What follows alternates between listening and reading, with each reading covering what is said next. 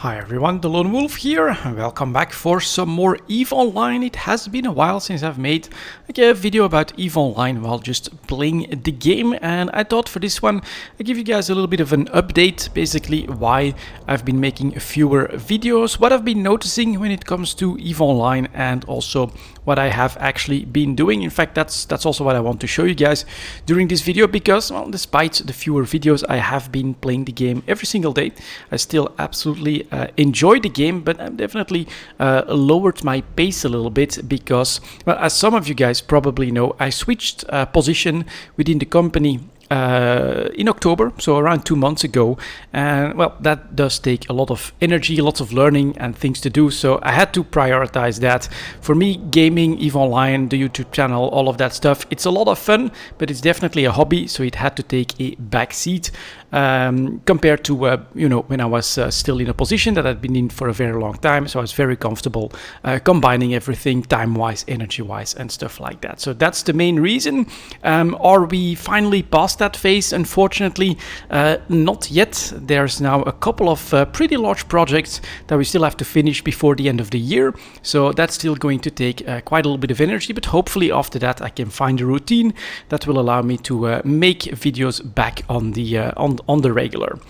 So for the daily routines, then, what I've been doing, of course, every single day I do my PI, planetary interaction. Still a pretty passive process, so here are my 6 planets, and all I really do on a daily basis once I log in is just set the extractors. So let's get that going, and then I just keep an eye on the how full the planets are, so that from time to time I take the finished products, which here for instance are the mechanical parts, so fuel related PI materials have been doing a little bit better price wise, so that's nice. Let's go to the next one. There's a couple of storm planets in detail that are up and running, and I actually emptied them out last week if I'm not mistaken, so that's why this one is really empty. Has a pretty good pace, and here we are producing the superconductors. Not doing that well in price, these, but all right, it's passive, of course. Next up we get a couple of coolant planets. Here I am overproducing quite a bit in the water, so for this one lately what I have been doing, and we finally have a better patch here for the ionic solutions, so I'm actually gonna move these extractors there as well. And then from time to time what I do when I see something like this, right, 3/4 full, but it's mostly water, so it's mostly one of my side products or base products that I'm overproducing, then I'll just do another cycle with only the other part of the equation. That will actually lower the volumes here a little bit as we get more coolants finished into the planet itself. Then we get the next one that's still at 50-50, so I'm pretty happy with that. We're just gonna get those extractors up and running. Start and submit. All right, and then here get another storm planet, nice and empty. So here these cycles have been quite nice. It's between water and I'm not sure what the other one is. Let's see, so this one is doing suspended plasma, that's the other one. And yeah, I'm finding that these are pretty well balanced, and so we're quite nicely making all of these supercomputers without having too much of the products on the side. And then the final one is a barren again, where I'm trying to make some more of the mechanical parts, of course, because fuel means consumption, means generally speaking better prices. When I take them out, I actually take the PI material straight to Amar, and there I have been selling the coolants. The rest I've been mostly still hoarding. Next phase, we'll take a quick look at the BPCs as well. I should check that more often. I actually lapsed a couple of days, but you can see now I'm doing another run. That still takes around 6 days, a couple of warcasts, the freighters, and then the structures. And this is after a run of some of the carriers and dreadnoughts that I brought out. Now these have not been selling too well, so I also take a quick look at my contracts to see what's happening here. I can create 12 more contracts. I think that must be like maybe 3 or 4 that have sold since the last run with carriers and Dreadnought BPCs. Well, they are very expensive to make at the moment, so that's not a great success. Let's see what it's like switching back to structures and some of the transport ships or high-sec capable ships that should perhaps have a bit of a bigger market. And then of course we come to the relaxation phase for me. Let's do a little bit of exploration, let's kill some NPCs, get some skill points, and that's basically how I have been playing the game. So let's get started. Sancha Densis is something that I've actually been doing lately a little bit of as well. Just get into some of these anomalies and run those, you know, in this passive Ishtar. It's pretty easy to do. Sometimes even without scanning all of the signatures down. It really depends on how much energy I have, and that's one of the main reasons why I really still enjoy exploration in HiSec. In EVE Online, I can really tailor it to how much time I want to spend or can spend and how much energy I have. So that's what I'm going to do. Let's take a look at what's available here. While I land, we're going to activate the shield rep. I'm going to launch the ogres. I'm actually also going to launch the mobile tractor unit. And our first signature is just a wormhole. And then let's give you guys perhaps a little bit of an update or my view on the updates that we know of when it comes to EVE Online and its development, because of course CCP had that dev blog which should have basically been a joyous occasion with the end of scarcity, where they basically, you know, introduced the concept of mining waste, compression waste, the compression changes, the changes to the ships as well, all of that stuff. It was not received all too well, but lately, in the last couple of weeks and posts that I've noticed on the forums, CCP has been basically listening to all of the feedback that we have given them, and a lot of it is basically changing, I think, for the better.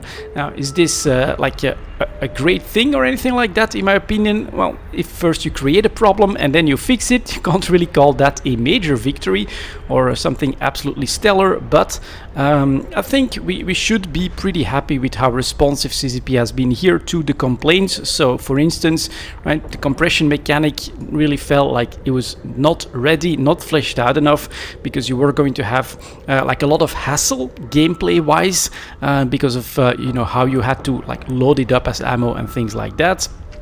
Ooh, that's combat, that could be interesting. And then of course the capacity as well was calculated as being definitely not enough for effectively supporting a fleet of, let's say, Hulks or other mining ships. But this has been delayed. Basically they're gonna look at it and you know, they'll come out with more information on what they're actually going to do. Unfortunately, it's just a hideout in Q1 for next year. So hopefully they can make it smooth, easy to understand. Hopefully they don't take 30 modules in order to get compression on 3 ships. But we'll see, of course. We have to give CCP a little bit of time to see what they decide to do with that. This is also where, you know, and I actually believe it, CCP mentioned that this is actually part of the reason why they came out with this dev blog explaining everything that was planned for the new Dawn quadrant for EVE Online, well ahead of anything actually hitting TQ, because they knew that, you know, this is really important, and they wanted the feedback from the player base so that they could see if there are any glaring problems. Now, a lot of us would expect that the CSM would have been able to do a lot of that heavy lifting before the dev blog even, but well, things go the way they go, of course. Another aspect that I just read is that they are going to change. At first they were planning to basically add like an ice hold and a gas hold to the mining ships. They are going to make it so that your ore hold is going to be able to hold all of the mineable goods in EVE Online, so including gas, including ice. Very, very good change.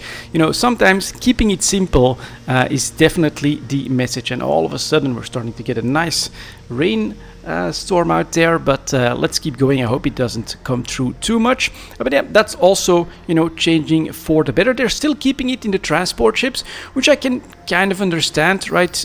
You know, you can specialize these transport ships in creating an ore holder, an ice holder, a gas holder. That's not too much of a hassle, but of course, if all those bays find their way in a single ship, then you're gonna start to have like a massive list that that could become like rather annoying gameplay wise, or in how easy and intuitive things remain. So in my opinion, another good change that CCP has announced, I think that was the most recent one.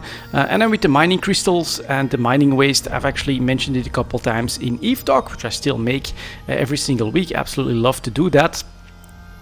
Is that well, at first it was really introduced as something that was going to be super punishing for new players and players that use Tech 1 stuff, that would have like a 100% waste yield on anything that they mined. That really didn't fit well with the philosophy of you know, trying to put the new player experience first, but that feedback was, you know, very quickly, in my opinion, recognized. And so the waste mechanic is now that Tech 2 is like efficient and the fastest, most efficient way, or no, but at the cost of waste. And then you've got faction that goes back to not having waste, whereas Tech 1 will no longer basically punish alliances or groups for you know, taking Tech 1 players and destroy half the resources that they potentially have available. So yeah, those are basically quite a few changes, tweaks, differences to what CCP is planning to do for the game compared to what they have first announced.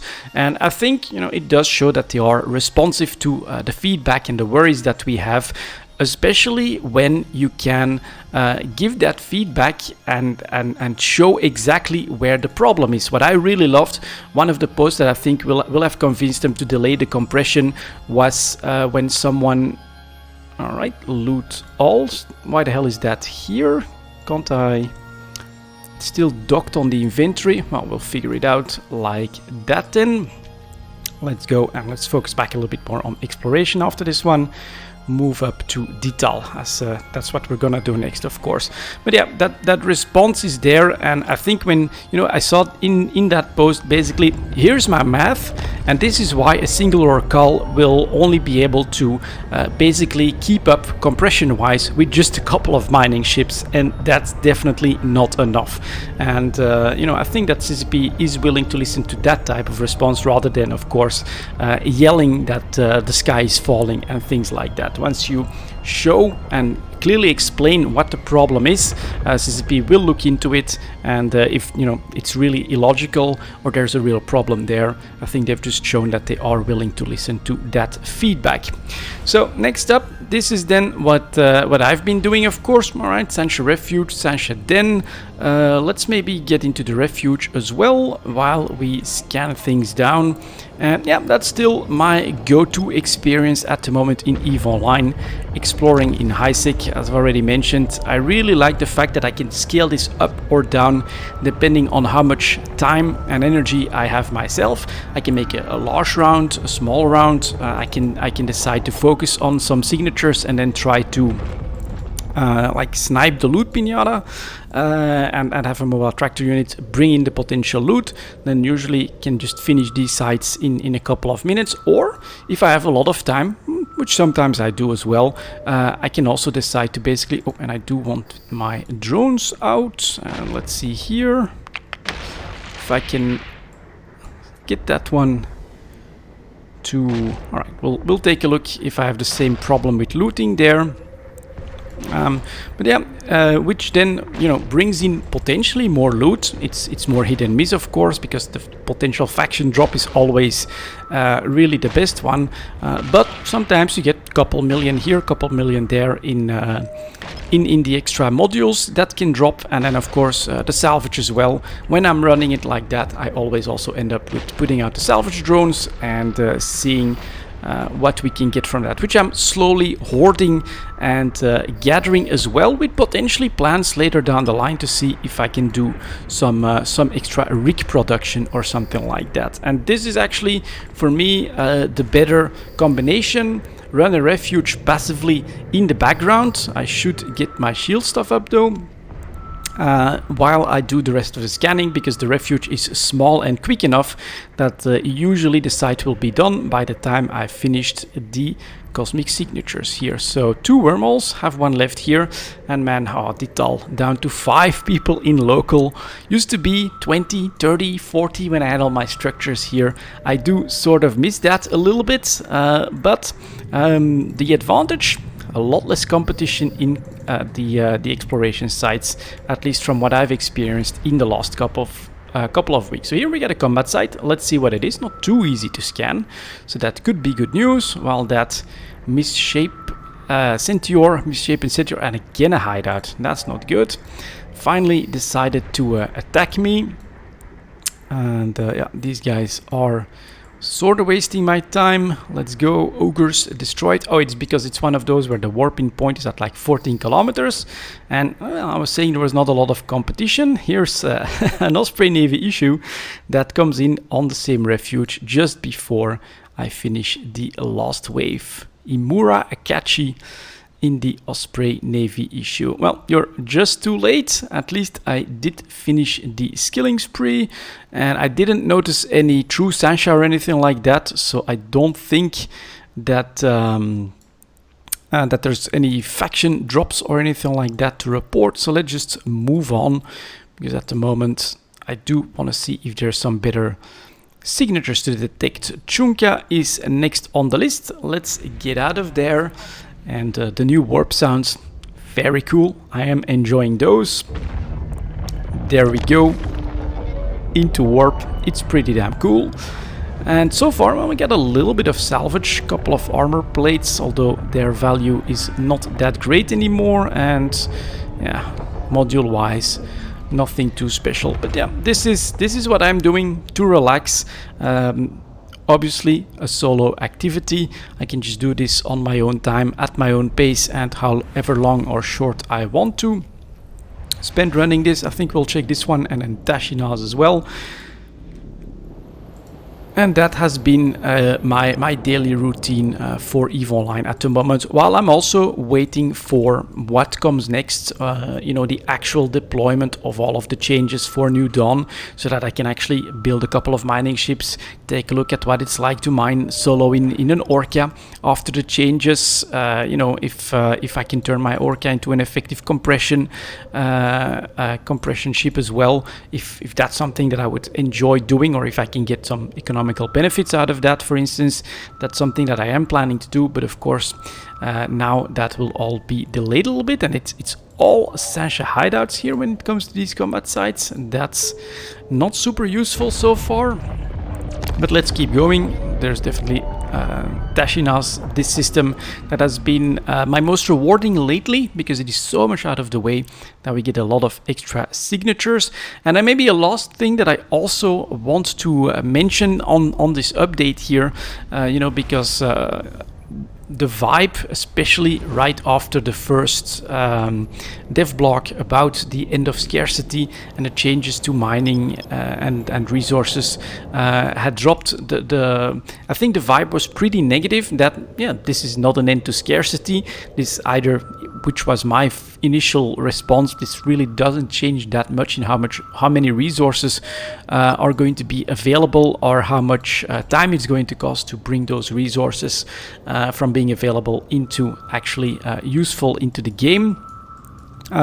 But this is, again, you know, I think this is a little bit of speculation, but I just noticed a post on the subreddit from CCP Swift about this. This is also, again, another phase before the final phase, which is the dynamic resource distribution system, and that is still for CCP I think the end goal when it comes to this. It's not, all right, here we go, we got New Dawn, final quadrant, we're just gonna double the amount of mining resources that are available into the game. We're gonna shift things around a little bit when the mining ships, and that's it, we're done. No, this is again another step towards data site. Could run that for sure.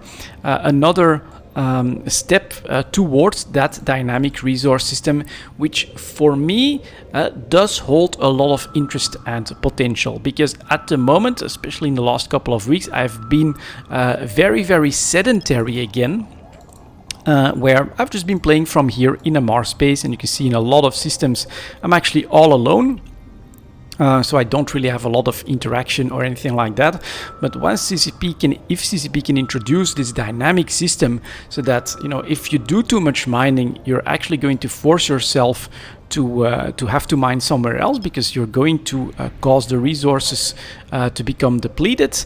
And if that system can actually then also potentially like translate for exploration sites and for other stuff, that to me would be very interesting in trying to live a little bit more of a nomadic lifestyle. That would actually be the more efficient way of doing whatever activity it is that you prefer doing in the game, whether it's mining, exploration, maybe even industry, which at the moment is of course massively dominated by, you want those structures, which immediately also anchors you to that region where you'll be playing. And so if we can then get away with that, have for instance an Orca base ship with all the necessary cargo capacity and compression capacity, you know, that could give you that mobile base, that mobile lifestyle. But there has to be a reason to do that. Right now here it's perfectly quiet in the Mars space.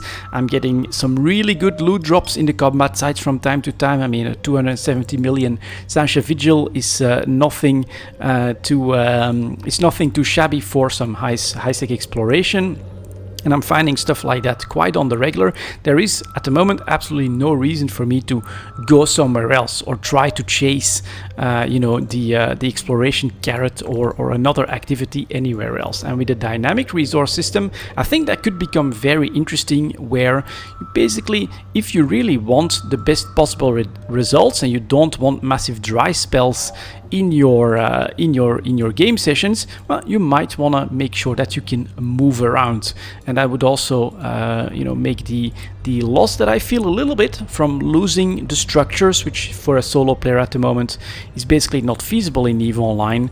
It would definitely pull that back a little bit, because I would have a good reason to make sure that I can stay mobile and that I can basically chase the resources around as they will then shift depending on this dynamic system. So that is still something for me personally long term that I am looking forward to in the game, and that I think could really help with creating a goal and a play style that I want to put more time and effort into. And then by then hopefully I'll be fully integrated in my new job, and I'll have that time and that energy to actually do that type of stuff. So here we go, a first data site. Let's see if there's anything good in it. But generally speaking, this is what I've been doing. I think I usually check another 6 systems or so on my daily runs for exploration, and my averages have been not bad. At least a couple of data sites in all of the runs.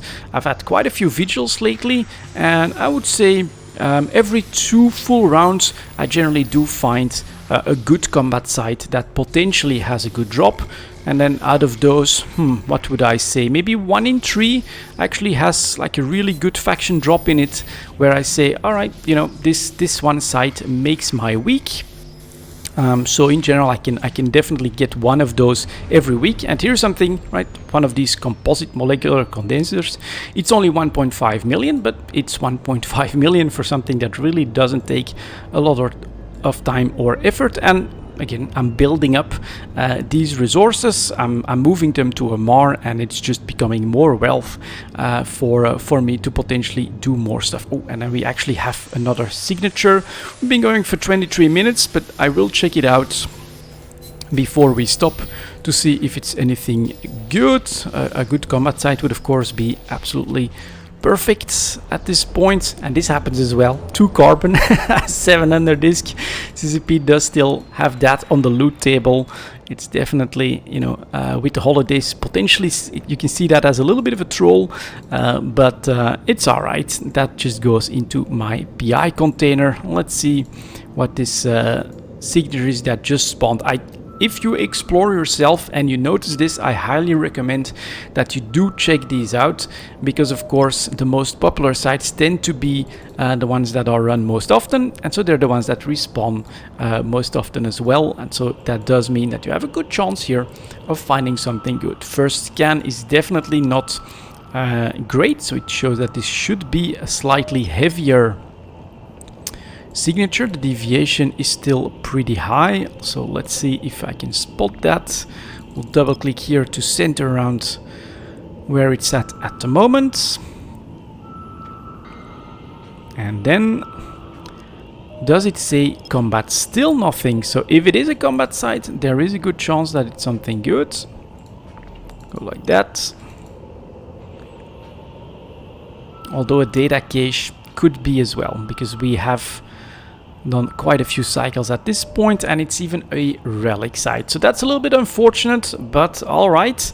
There we go. I'm going to continue my round. I'm gonna finish this exploration round, but for now that's what I wanted to talk to you guys about, give you a little bit of update on what I've been doing, why I've made fewer videos, and what my thoughts are on the current development for EVE Online. Thank you very much for watching. As always guys, I'll see you next time.